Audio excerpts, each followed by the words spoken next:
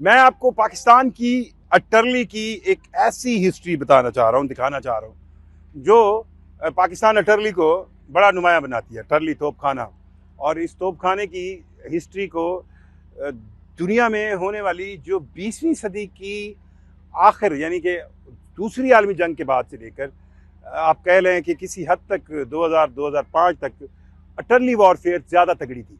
आज के टाइम पर ये वॉर शिफ्ट हो गई एयर कॉम्बैट में। नो डाउट एयरफोर्स जो है वो कायद-ए-आज़म ने पाकिस्तान बनते हुए कहा था कि किसी भी मुल्क का दिफा जो है वो एयर फोर्सेस में बहुत ज़्यादा डिपेंड करेगा। लेकिन जो एक आप कहें ना एक अटरली सेंस की वॉरफेयर, उसमें पाकिस्तान आर्मी के पास किस सेंस की अटरली रही है, ये अब ये वो एक रिकवरी आप कह लें व्हीकल है जो 1956 में पाकिस्तान आर्मी के इस्तेमाल में आई। ये अमेरिका से जो है वो ली गई थी 74 आर्मर्ड रिकवर व्हीकल।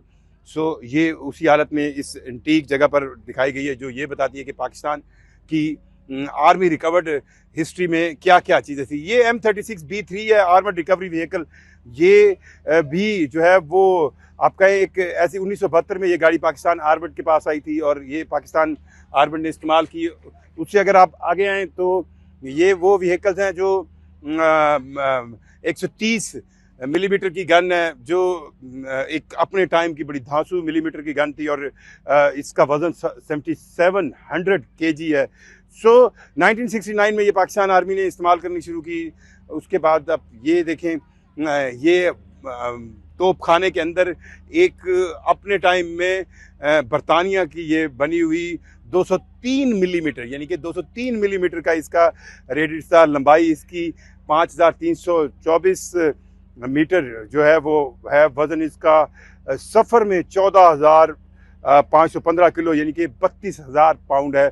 और ये अपने एक 1965 की जंग के दौरान इस अटरली गन को लाहौर के दिफा के लिए इस्तेमाल किया था और भारतीय फौज के खिलाफ इस्तेमाल किया गया था। इस अटरली गन को ये आप कहें एजाज़ हासिल है कि ये लाहौर के महाज पर इंडिया के उस वक्त जो अटैक हुआ था पाकिस्तान के ऊपर, एक रात के सोए हुए सितंबर 1965 की जंग में जो अटैक हुआ था, उस वक्त इस गन का इस्तेमाल इंडियन आर्मी पर बड़ा हुआ था। और जहां मैं लाहौर में खड़ा हूँ, यहाँ पर बहुत बड़ा अटैक किया गया था और ख्वाहिशात का इजहार किया गया था। जैसे अभी आपने इंडियन मीडिया पर सुना था ना कि कुछ लोग ये कह रहे थे कि जी इस्लामाबाद रावलपिंडी पे कब्जा हो गया, कुछ कराची की पोर्ट को उड़ा रहे थे, पता नहीं कुछ क्या कर रहे थे। तो 1965 में भी यही खुशफहमियाँ थी। यहाँ तक इंडियन रेडियो ने बता दिया कि जो है वो इंडियन आर्मी जो है वो माल रोड पर पहुँच चुकी है, लेकिन ऐसा कुछ नहीं हुआ था। और ये वो गन है जिसने इंडियन आर्मी और इंडियन जो एक एग्रेशन की ख्वाहिश थी, ख्वाब था, उसको चकनाचूर किया था। सो ये एक अगली गन आपको इसके बारे में हम बताते हैं। ये 152 mm मीडियम रेंज गन है और ये 1943 में डिज़ाइन हुई। 1945 में ये सबसे मोहलिक हथियार माना जाता था। जो वर्ल्ड वॉर 2 थी उसके अंदर ये रेड आर्मी नॉर्थ वियतनामी फौज ने भी इसको इस्तेमाल किया। इसको चाइनीज़ पीपल लिबरेशन आर्मी ने ये गन अपनी मीडियम अटरली के लिए अपनाई। अफगानिस्तान में रूसी फौज ने भी इसको वसी पैमाने पर यूज़ किया। अफगान मुजाहिदीन ने रूसी फौज पर हमले के दौरान भी इसको कब्जे में लिया। सो इस गन की भी एक हिस्ट्री है जो यहाँ पर खड़ी है। ये अफगान वॉर में भी इस्तेमाल हुई। ये अपने टाइम का एक बहुत ही ख़तरनाक वेपन था। ये वो छोटी छोटी तोपें हैं या तोपखाना है जो मूवेबल होता है, रेडार सिस्टम है। ये बेसिकली वो हिस्ट्री है अटरली की, मैं जैसे आपको पहले बताया, जो पाकिस्तान की अफवाज के पास रही हैं।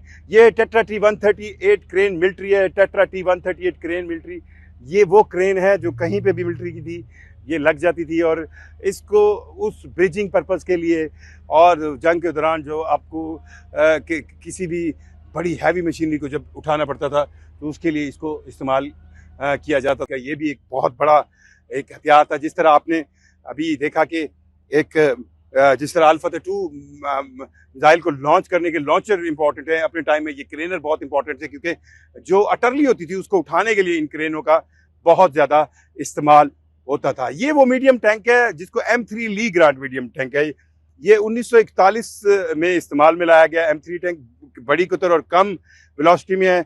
इस टैंक को दूसरी आलमी जंग में बड़े बरतानवी अफवाज ने इस्तेमाल किया और ये टैंक्स जो है वो आबाई तौर पर या आप कहें विरासती तौर पर पाकिस्तान की अफवाज को मिला था। ये M47 मीडियम टैंक है। इस टैंक को 1970 की दहाई में ये डीजल इंजन इसमें मुतारफ हुआ और ये M47 टैंक 1965 की पाक भारत जंग में इस्तेमाल हुआ।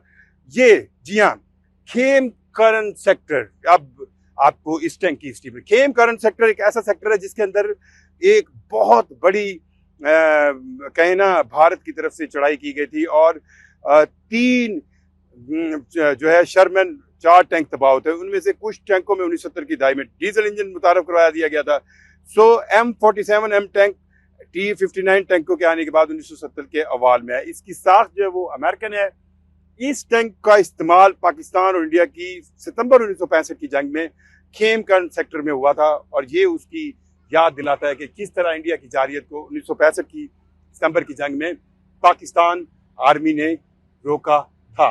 अब आप ये देखें, ये अब आपको जो फर्दर हम दिखाना चाह रहे हैं, इसमें आपके पास टैंक है, ये अमेरिकन डिज़ाइन है। M47 टैंक का बेहतर मॉडल है जो पिछला हम दिखा रहे थे और इस 1970 की दहाई में ये एक भारी 105 मिलीमीटर गन के सेंस में आया। 1980 के अवाल में पाकिस्तान आर्मी ने कुल A5345 तकरीबन 345 M48 इसके साथ के टैंक हासिल किए और 2001 तक ये टैंक पाकिस्तान आर्मी के इस्तेमाल में रहे। 2001 तक पाकिस्तान आर्मी ने अक़वाम मुत्तहिदा के अमन में रहते हुए 1993 में सोमालिया के अंदर भी इन्हीं टैंक्स का इस्तेमाल किया गया था। ये टैंक बेसिकली पाकिस्तान अफवाज की, पाकिस्तान आर्मी की जो इंटरनेशनली खिदमात रही हैं उसकी याद दिलाते हैं। अब आप ये देखें, ये T-59 मेन बैटल टैंक है। ये जो है रूसी साख्ता है। 1950 की दहाई में रूस ने ये टैंक अवामी जमहूरियत चीन को दिए थे, बाद इनकी फराहमी मुअत्तल कर दी गई थी। 1958 में चीन ने इस टैंक डिज़ाइन पर मबनी अपना टैंक बनाया और इस टाइप को 59 का नाम दिया। 1959 में ये टैंक पीपल्स लिबरेशन फौज के इस्तेमाल रहा। 1965 में अमेरिका ने जब पाकिस्तान को फौजी साजो सामान देने से इनकार कर दिया था, जी हाँ, उस वक्त चीनी हुकूमत ने, जो चीन पाकिस्तान का दोस्त है, 1966-67 में पाकिस्तान को 200 T-59 टैंक दिए थे और ये टैंक पाकिस्तान भारत की 1971 की जंग में इस्तेमाल हुआ। जी, ये वो टैंक है T-59 बैटल टैंक। अब मैं थोड़ी सी आपको इसकी हिस्ट्री बताता हूँ, थोड़ा सा आपको समझ आएगी। ये टैंक बेसिकली T-58 के नाम से रशिया ने बनाया और ये टैंक दिए चीन को, लेकिन बाद में उन्होंने चीन को ये देने पर पाबंदी लगा दी। चीन ने उस 58 की कॉपी 59 टैंक ये बनाया 1959 में और जब 1965 की पाकिस्तान और इंडिया की जंग हुई तो उसके बाद अमेरिका बहादुर ने एज इट इज पाकिस्तान की फौजी मदद रोक दी।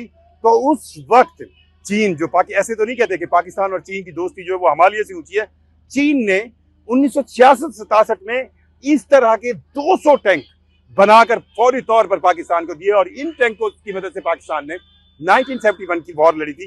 तो ये टैंक उस याद को ताज़ा करता है। और अब आ जाते हैं, ये LVT-1 लैंडिंग व्हीकल ट्रेडमार्क है। ये लैंडिंग व्हीकल से मुराद ये होती है कि ये एक ऐसी एलिगेटर है, एलिगेटर आप समझते हैं ना, वो मगरमच्छ के जैसा, इसके अंदर लोग होते हैं और ये एक लो प्रोफाइल रह के एक अटैकिंग डिवाइस है।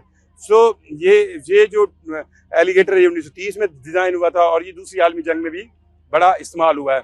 सो ये आप देखते जाएं, ये एक हिस्ट्री है पाकिस्तान की, अटरली की, पाकिस्तान फोर्सेस के इस्तेमाल में आने वाली उन व्हीकल्स की, उन इक्विपमेंट की। और इस हिस्ट्री में बहुत सी चीज़ें ऐसी हैं जो आपको बताती हैं कि आपका दोस्त चाइना ने किस, ये M74 आर्मर्ड रिकवरी व्हीकल है।